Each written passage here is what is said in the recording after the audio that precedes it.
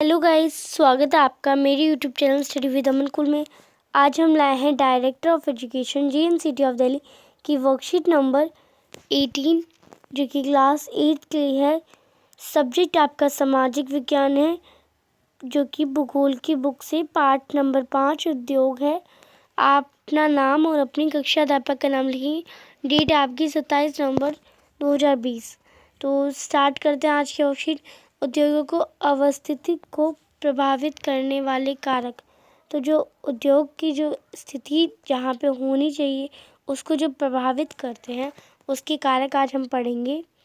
तो सबसे पहले पहला आप पढ़ेंगे उद्योग मुख्यतः उन्हीं स्थानों पर केंद्रित किए जाते हैं जहाँ कच्चे माल की उपलब्धता, उपयुक्त भूमि, जल की आपूर्ति, श्रम शक्ति, कामगार आप कह सकते हैं, पूंजी, परिवहन, बाजार की व्यवस्था आसानी से हो सके। तो यानी जो उद्योग है वो वहीं पे लगा है, वहीं पे बन सकते हैं, वहीं पे लगा सकते हैं हम, जहाँ पे ये सारे कारक उपलब्ध हों, जैसे भूमि हो, जल हो, परिवहन यानी साधन, आने जाने का साधन हो, बाजार हो।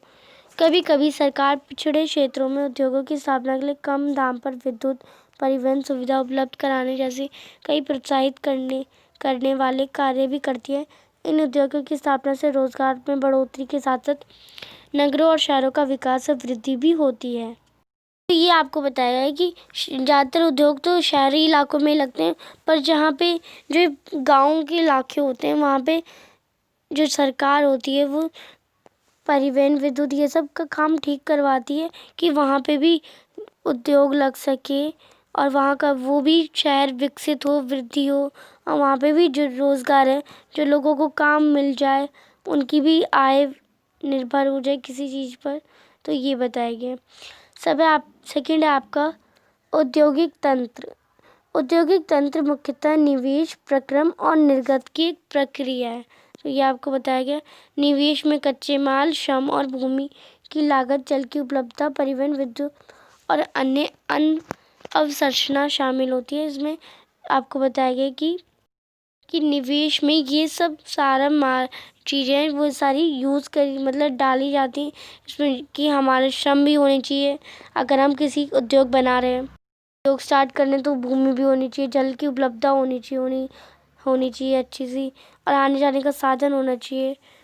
प्रक्रम में होता है, प्रक्रम में जितना भी हम काम उस उद्योग में करेंगे वो सारा प्रक्रम में शामिल होता है। प्रक्रम में कई तरह के क्रियाकलाप होते हैं जो कच्चे माल को परिष्कृत माल में परिवर्तित करते हैं। अब आपका कच्चा माल है, उसका जो आपको माल, जैसे अब आपको दिया गया है, अब आपको धागा दिया गया, धागे से आपको कपड़ा बनाना है, तो उससे जितना भी आपको प्रोसेस लगेगी कि सुई चाहिए, सामान चाहिए, इसे गूंथना है, उसे सिलाई करनी है, वो सब आपका प्रक्रम में आ जाता है।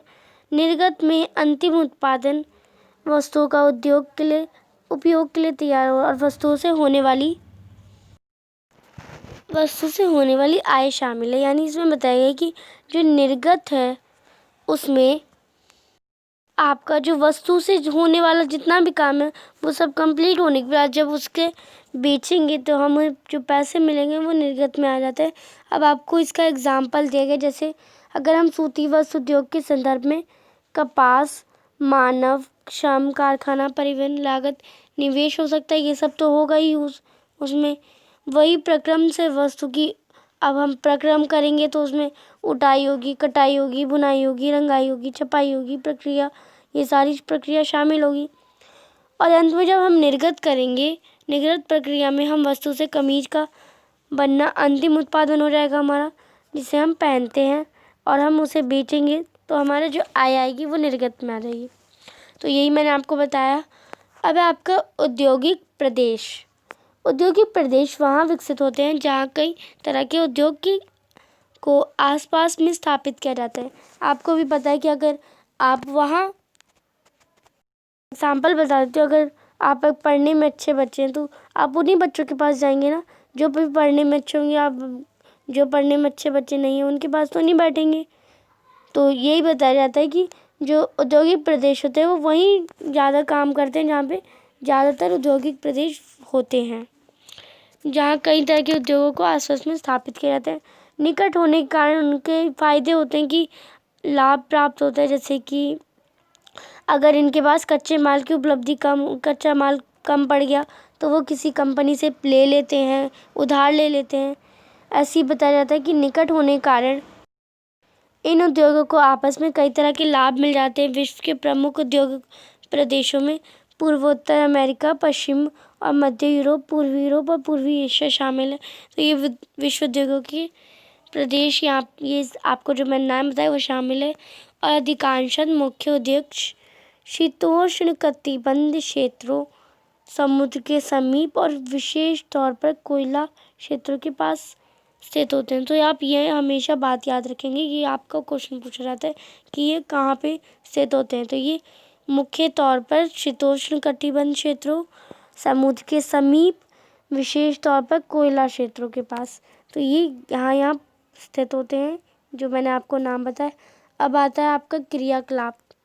बच्चों, आप अपने घरों में प्रयोग होने वाली कई 10 वस्तुओं के नाम की लिस्ट बनाओ जो उद्योगों से बनकर आती है। अब उद्योगों से बनकर आती है तो आपके ज़्यादातर जो आपका सामान है वो सब उद्योगों से ही बनता है। तो जैसे आपका अगर पेन है वो भी उद्योगों से बनता है, आपका बेड है, फर्नीचर है और टीवी है, लैपटॉप है, कंप्यूटर है, मोबाइल फ़ोन है, वो सब उद्योगों से बनता है। तो आप इसका आंसर लिखेंगे, आप यहाँ से लिखेंगे, ये आपको मैंने 10 लिख दी, 10 नाम की लिस्ट दे दी है। चीनी भी आपकी उद्योगों से बन के आती है, फर्नीचर भी, नोटबुक भी, बर्तन भी, कपड़े भी, मोबाइल भी, सीमेंट भी, बेडशीट भी, ट्यूबलाइट भी, जो आपकी घर में लाइट लगती है, स्कूलों में ट्यूबलाइट लगती है, टीवी भी, ये सारी आपकी उद्योगों से बन के ही आती है। तो यही आपको बताया गया है। नेक्स्ट क्वेश्चन आपके अब क्वेश्चन आंसर आते हैं। उद्योग लगाने के लिए कौन कौन सी बातों का ध्यान रखना ज़रूरी है। तो ये आपको पता है कि उद्योग लगाने के लिए वहाँ पे कच्चे माल की उपलब्धता, जल की उपलब्धता होनी चाहिए। तो उद्योग लगाने के लिए निम्नलिखित कारकों का ध्यान रखना आवश्यक है। कच्चा माल होना चाहिए, जल की उपलब्धता होनी चाहिए, सस्ता श्रम होना चाहिए, परिवहन के साधन होने चाहिए, बाजार होने चाहिए और लाइट होनी चाहिए। ये आप अपने तरफ से भी ऐड कर सकते हैं कुछ। सेकेंड है आपका औद्योगिक तंत्र किस प्रकार का तंत्र है। तो ये आपको बताना है, ये आपने पढ़ा भी अभी, मैंने भी आपको बताया। औद्योगिक तंत्र औद्योगिक प्रणाली को कहा जाता है। औद्योगिक प्रणाली निवेश यानी इनपुट, प्रक्रिया यानी प्रोसेस। तो ये आपका निवेश का आप इनपुट की जगह आप वो लिख सकते हैं, जैसे आपका वर्ड होता है इन्वेस्टमेंट लिख सकते हैं। और आउटपुट से मिलकर बनी होती है। आउटपुट यानी निर्गत। निवेश में कच्चा माल, भूमि की लागत, श्रम, मशीनरी, परिवहन, बिजली और अन्य शामिल होती है। इसी प्रक्रिया प्रोसेस द्वारा आउटपुट यानी तैयार माल में बदल जाता है। अब तो आउटपुट का आप निर्गत लिख देंगे क्योंकि आपका हिंदी का वर्ड दिया गया निर्गत, आप निर्गत ही लिख देंगे। थर्ड क्वेश्चन है आपका औद्योगिक प्रदेश से आप क्या समझते हैं। तो आप लिख देंगे जब किसी स्थान पर अनेक उद्योग आसपास स्थापित हो जाते हैं उसे औद्योगिक प्रदेश कहा जाता है। जैसे दिल्ली एनसीआर, मुंबई औद्योगिक प्रदेश। तो ये आपका औद्योगिक प्रदेश की आप डेफिनेशन भी कह सकते हैं इसे, या आप परिभाषा कह सकते हैं।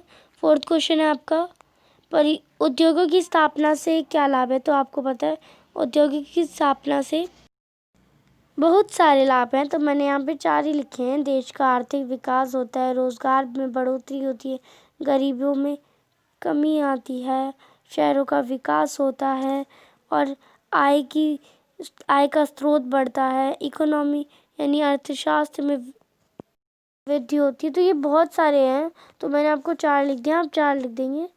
तो ये आपकी आज की वर्कशीट कंप्लीट होती है। प्लीज़ मेरे चैनल को सब्सक्राइब करें, इस वीडियो को लाइक करें। आपकी जो साइंस की वर्कशीट आई है उसमें भी आपको ऐसी आंसर्स मिलेंगे, आप उसे भी देखिएगा ज़रूर जाके। और आप मेरे चैनल को सब्सक्राइब कर दें, इस वीडियो को लाइक करें, सभी दोस्तों के साथ शेयर करें। Thanks for watching my video. Bye bye guys.